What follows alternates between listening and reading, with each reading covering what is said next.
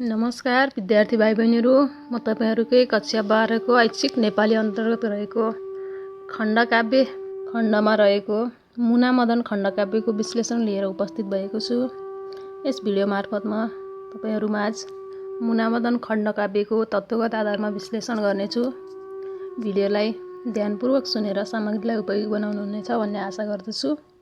खण्डकाव्यकार लक्ष्मीप्रसाद देवकोटाद्वारा लेखिएको मुना मदन खण्डकाव्यको कथानक। लक्ष्मीप्रसाद देवकोटाले नेवारी लोकगाथालाई कथानकको स्रोतको रूपमा ग्रहण गरी मुना मदन खण्डकाव्यको रचना गरेको देखिन्छ। कथानकको आधार बीज नेवारी लोककथा भए पनि काल्पनिकताको सम्मिश्रणले गर्दा कथानक अझ रोचक बन्न पुगेको देखिन्छ। बुढी आमा, श्रीमती र मदन गरी मदनको परिवारमा 3 जना सदस्यहरू रहनु, आफ्नी बुढी आमालाई दुध पिलाउने, उनको पाटी र धारा बनाउने चाहना पूरा गर्ने, मुनालाई सुनको खँदिलो बाला लगाइदिने अनि साहुको ऋणबाट मुक्त भई घर जग्गा आफ्नो बनाउने चाहना राख्दै पैसा कमाउन मदनले भोट जाने निर्णय गर्नु। मदन भोट जाने कुरा गरेपछि मुनाले उसलाई अनेक प्रयत्न गरी सम्झाउने कोसिस गर्नु। मदनसँग बिछुडिएर आफूले जीवनयापन गर्न अप्ठ्यारो हुने भएकाले बरु दुखै गरेर भए पनि यहीँ सँगै बस्नका लागि मुनाले आग्रह गर्नु। मुनाको अनुरोधलाई मदनले अस्वीकार गरेपछि आफू पनि उसैसँग जाने चाहना व्यक्त गर्नु।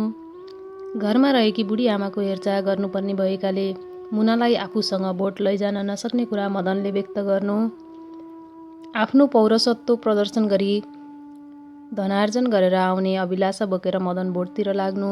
विभिन्न यातना सहेर मदन भोट पुग्नु अनि बुढी आमा र मुना उसैको यादमा रोइबस्नु। विभिन्न कष्टलाई सहँदै मदन लासाको नजिक पुग्नुबाट कथानकको आदि भागको निर्माण भएको छ। पतिबाट बिछोडिएकी मुना उनै मदनको यादमा कल्पिँदै रोइ रोइ दिनरात बिताउनु। मदनले भोटमा पुगेर पनि कुनै सन्देश नपठाउनु। उसैलाई सम्झिएर झ्यालमा बस्दा एक दिन सहरको गुण्डाको आँखा मुनामाथि पर्नु। त्यस गुण्डाले मुनालाई फकाउन नैनी भन्ने आइमाईलाई पठाउनु। 6 महिना बितिसक्दा पनि केही खबर नपठाउने मदनले तिमीलाई बिर्सिसक्यो, त्यसैले आफ्नो पुष्पित यौवनलाई नदबाई कुनै अर्को प्रेमीको खोजीमा लाग भनेर नैनीले मुनालाई भन्नु।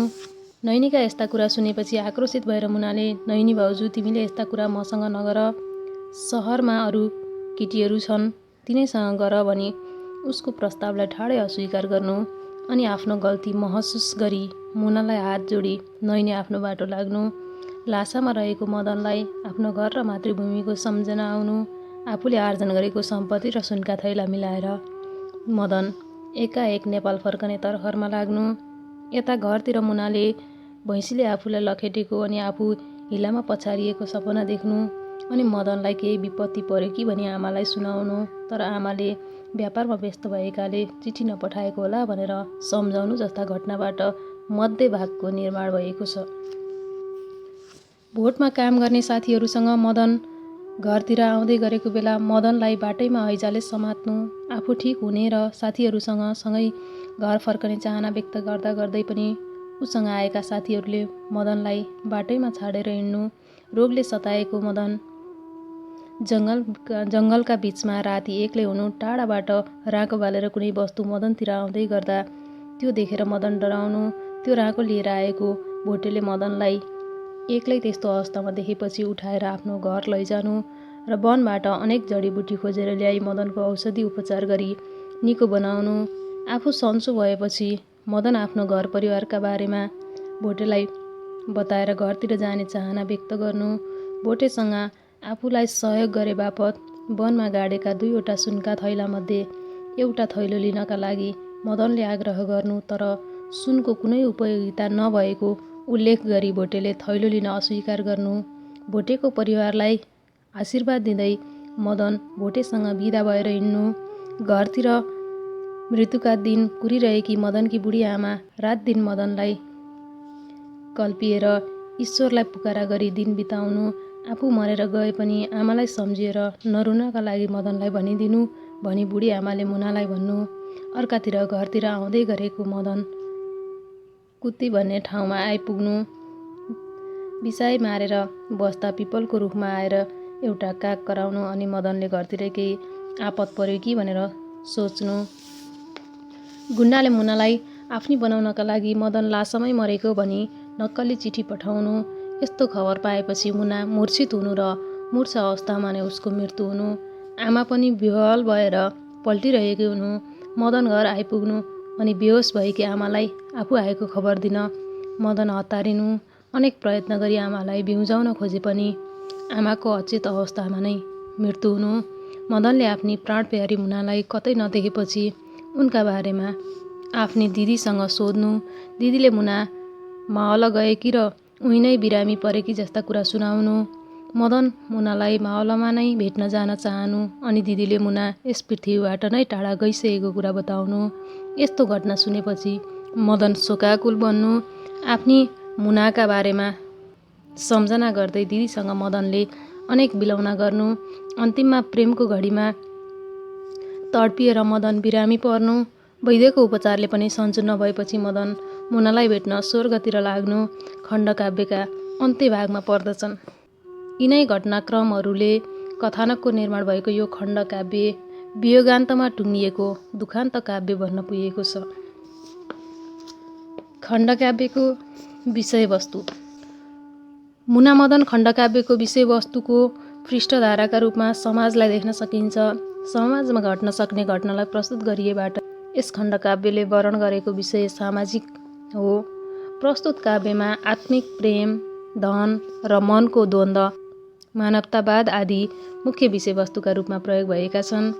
तत्कालीन नेपाली समाजको निम्न मध्यमवर्गीय व्यापारी मदन धन कमाउन बोट गएपछि उसले धनार्जन गरी फर्किएर नेपाल आउँदासम्म उसको परिवारमा देखिएका शोकजन्य विभिन्न घटना र स्वयं मदनको मृत्युलाई देखाएर खण्डकाव्य समापन अवस्थामा पुगेको छ। धन कमाउनका लागि नेपालीहरू विदेशिने परम्परा त कायम नै देखिन्छ भने विदेशिएका पुरुषका श्रीमतीमाथि गिद्धे दृष्टि लगाउने र उनीहरूको पारिवारिक जीवनलाई नै तहस नहस पारिदिने तत्त्वहरू पनि समाजमा विद्यमान भएको कुरा यस खण्डकाव्यको विषयवस्तु बनेको छ। यसमा सामाजिक यथार्थलाई मूल रूपमा व्यक्त गरिएको छ भने खण्डकाव्यको अन्तिम अवस्थामा आइपुग्दा धनबाट मात्रै चाहनाहरू परिपूर्ति हुन नसक्ने कुरा देखाएर आदर्शवादी धारणालाई पनि व्यक्त गरिएको छ। धन र मनको उचित समन्वय कायम हुन नसकेको सामाजिक यथार्थलाई सामान्यतः आदर्शतर्फ फर्काएर अभिव्यक्ति दिनु नै यस खण्डकाव्यले वर्णन गरेको मूल विषयवस्तु हो। प्रस्तुत खण्डकाव्यमा देवकोटाले नेपाली समाजको वास्तविक चित्रलाई उतार्ने काम गरेका छन्। देवकोटा बाँचेको युगमा आर्थिक उपार्जनका लागि तथा साहुको ऋणबाट मुक्त भई परिवारका सदस्यलाई खुसी र सुखी तुल्याउन युवाहरू विदेश जाने परम्परा रहेको कुरालाई यस खण्डकाव्यमा मुख्य विषयवस्तु बनाइएको छ। पुरुषहरू नभएका र एक्ली दुब्ली नारी मात्र भएका घरप्रति समाजका खराब प्रवृत्तिका मान्छेहरूले हेर्ने वक्र दृष्टिहरूलाई पनि काव्यका विषयका रूपमा प्रस्तुत गरिएको छ।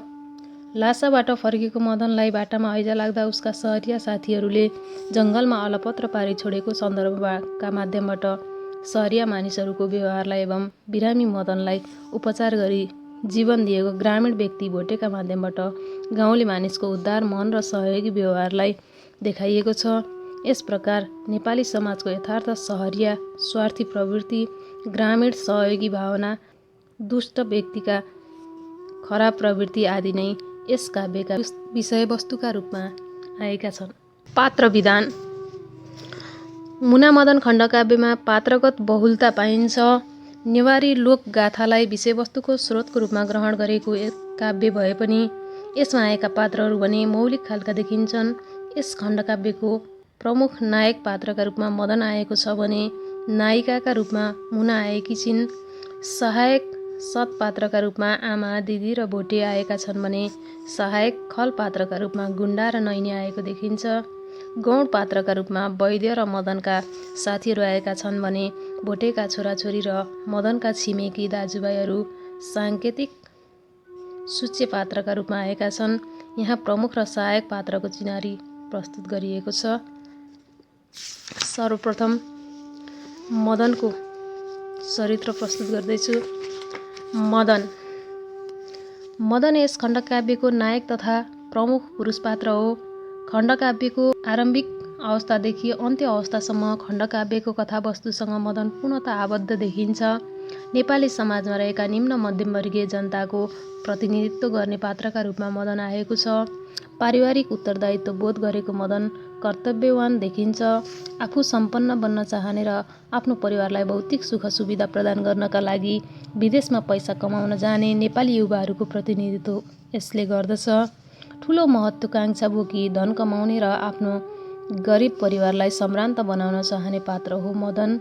आफ्नो पारिवारिक समस्याको समाधान गर्न 1 महिनासम्म पैदल यात्रा गरी लासा पुगी धनार्जनमा समर्पित हुनुले मदनमा सङ्घर्ष गर्न सक्ने क्षमता रहेको देखिन्छ।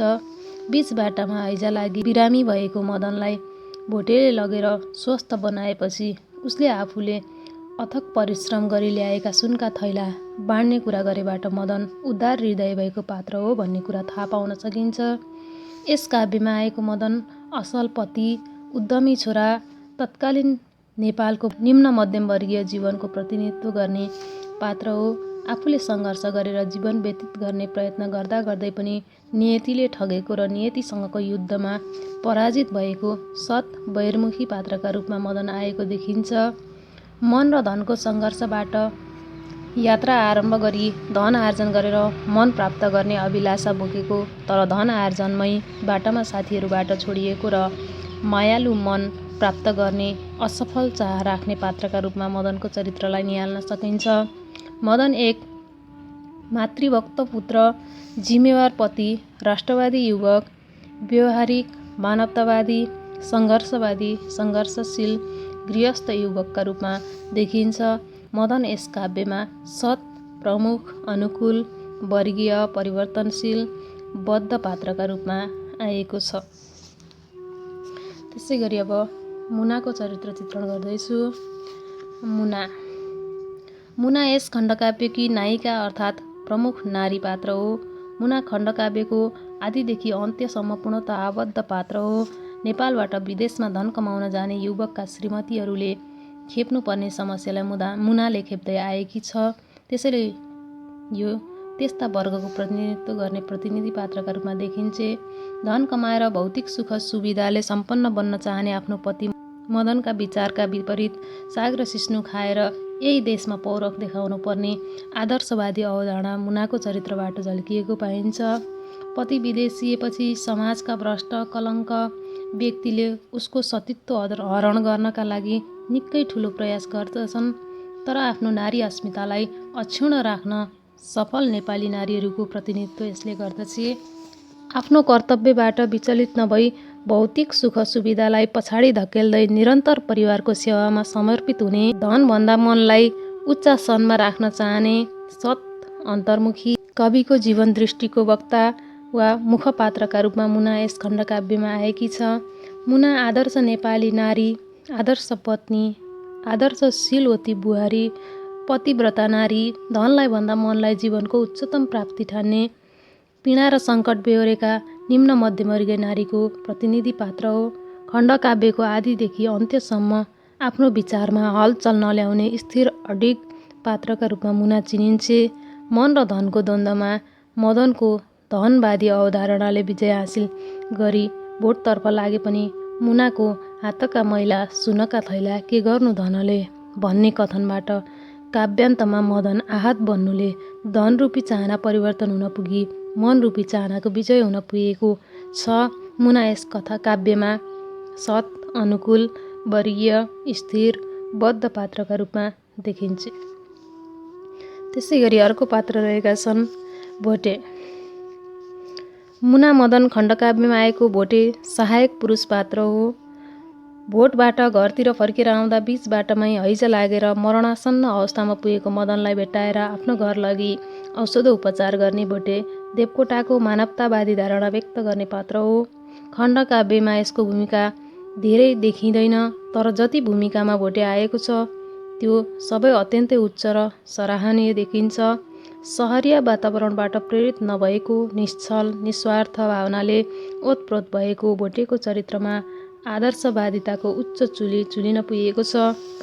प्राकृतिक रमणीयतालाई आफ्नो जीवनसाथीका रूपमा स्वीकार गरी निस्वार्थ भावनाले मानव सेवामा भोटे समर्पित छ। आफूलाई सहयोग गरे बापत मदनले भोटेलाई एउटा सुनको थैला दिन चाहन्छ, तर भोटे त्यो सुन रोपेर नउम्रने भएकाले त्यसको कुनै औचित्य नरहेको कुरा व्यक्त गर्नुले भोटेको चरित्रमा आदर्शवादिता देखिन्छ।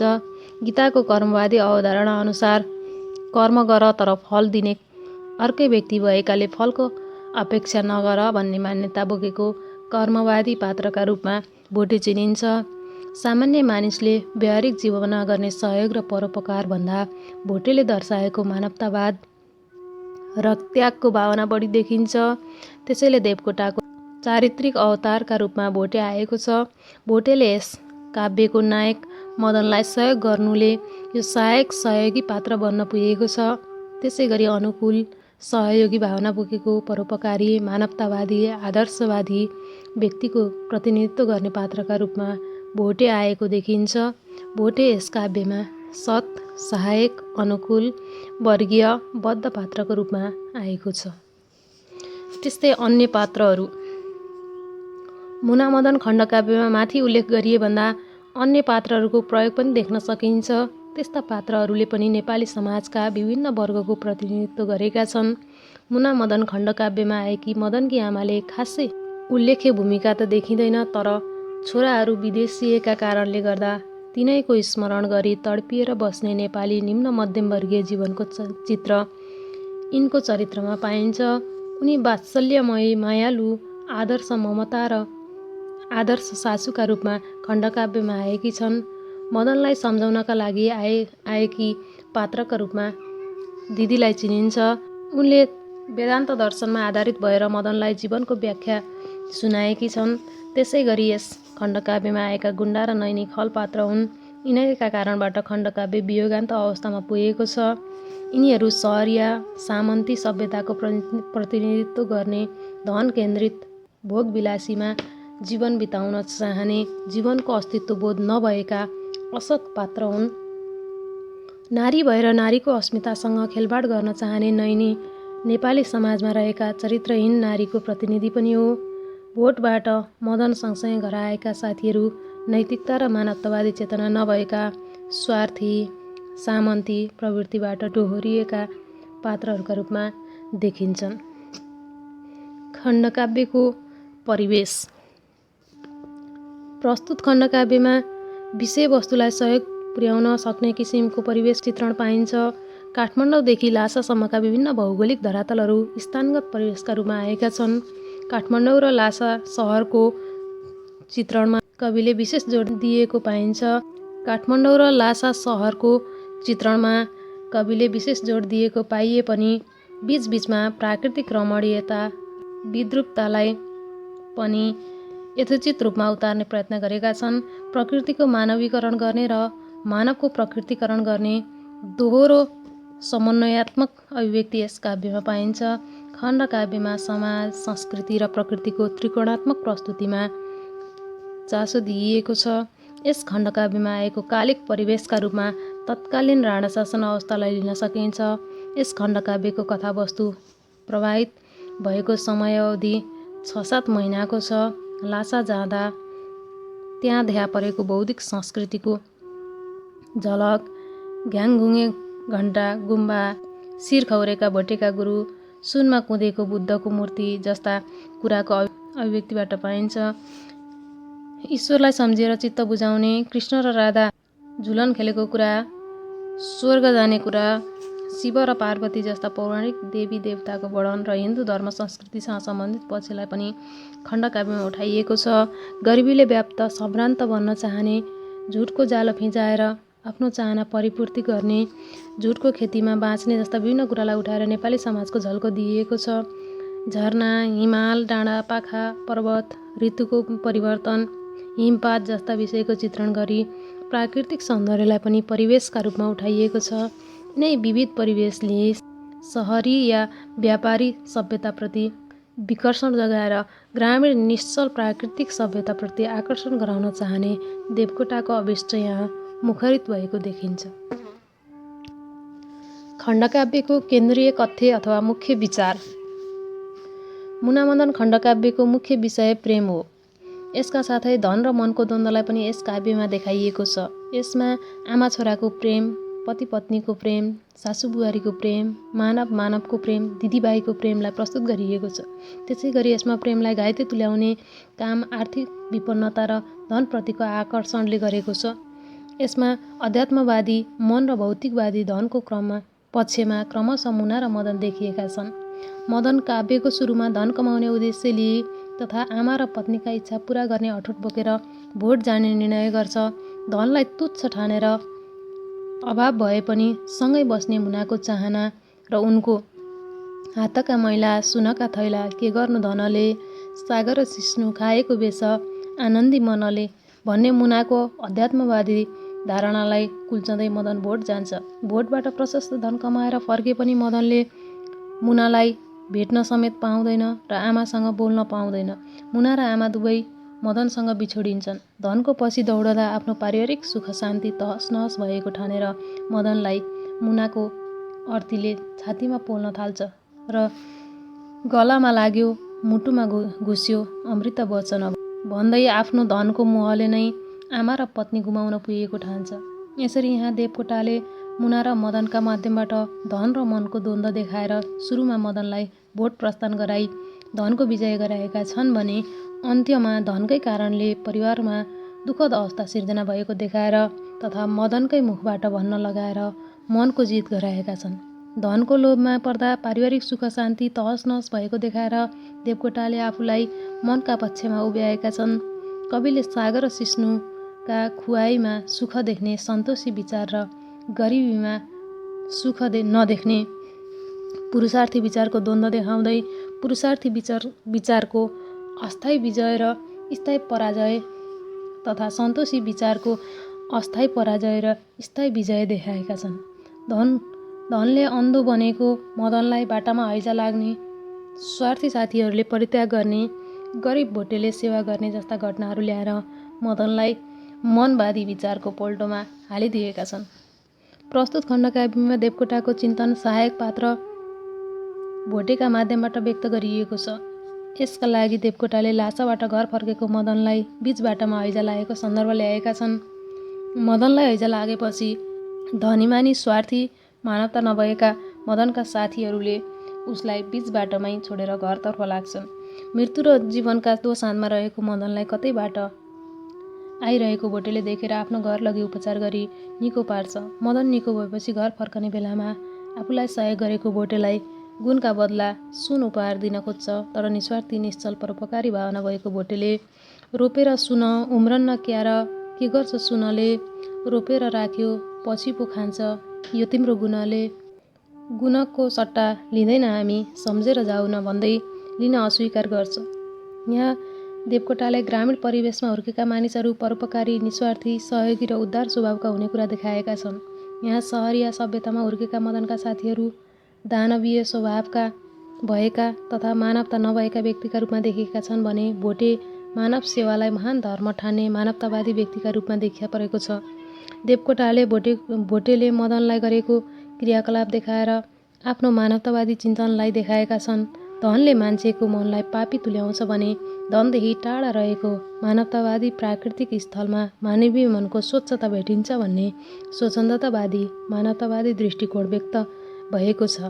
हैजा लागेर अलपत्र परेको मदनलाई भोटेले घर लैजाने प्रस्ताव राख्दा उसको भावनाबाट प्रभावित भई मदनले भन्छ, छेत्रीको छोरो यो पाउ छुन्छ, घिनले छुँदैन, मानिस र ठुलो दिलले हुन्छ, जातले हुँदैन।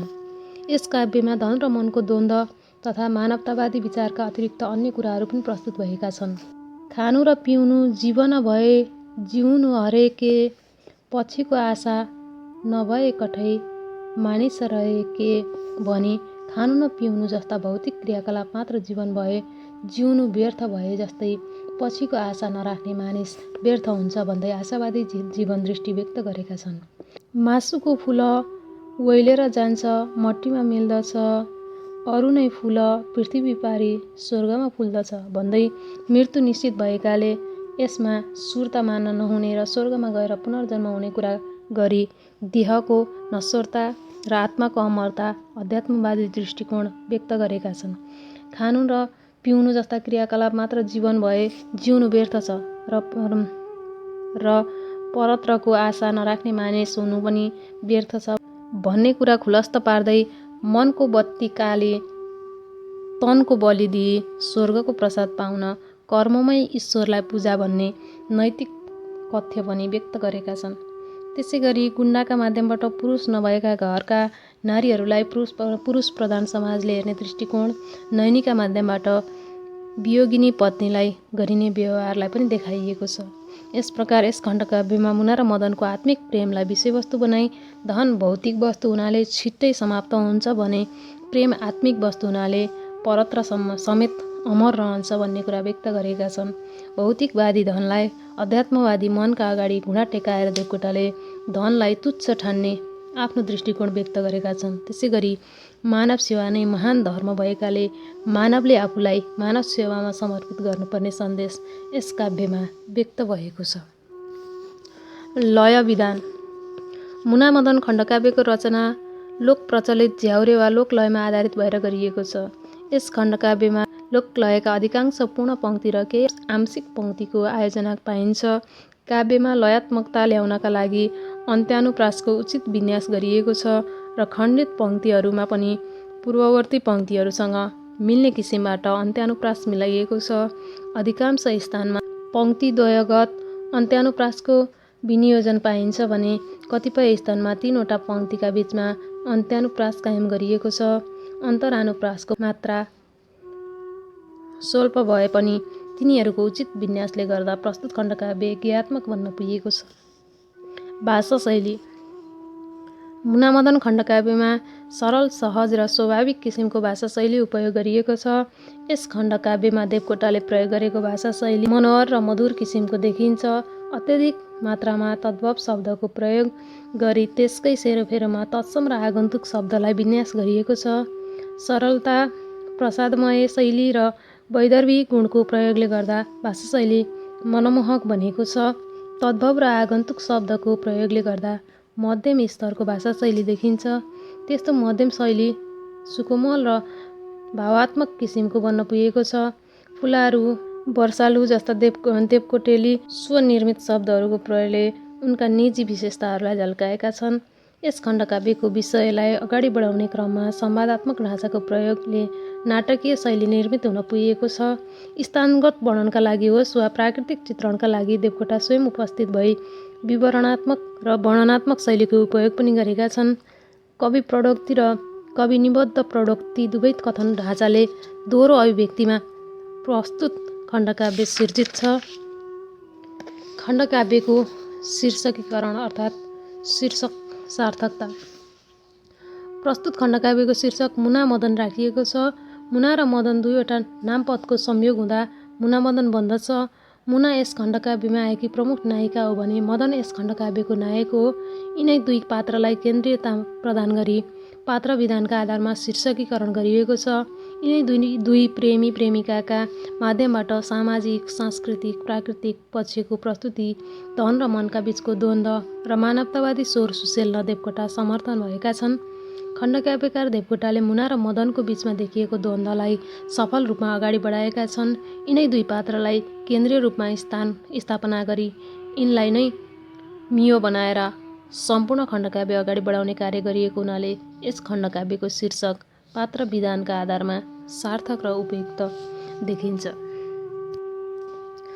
त्यसै गरी मुनामदन खण्डकाव्यमा प्रयोग भएको करुण रस अर्थात् मुनामदन खण्डकाव्य करुण रसको खण्डकाव्य हो, व्याख्या गर्नुहोस् भनी प्रश्न आएमा पनि लेख्न सकिने उत्तर म प्रस्तुत गर्न लागिरहेको छु।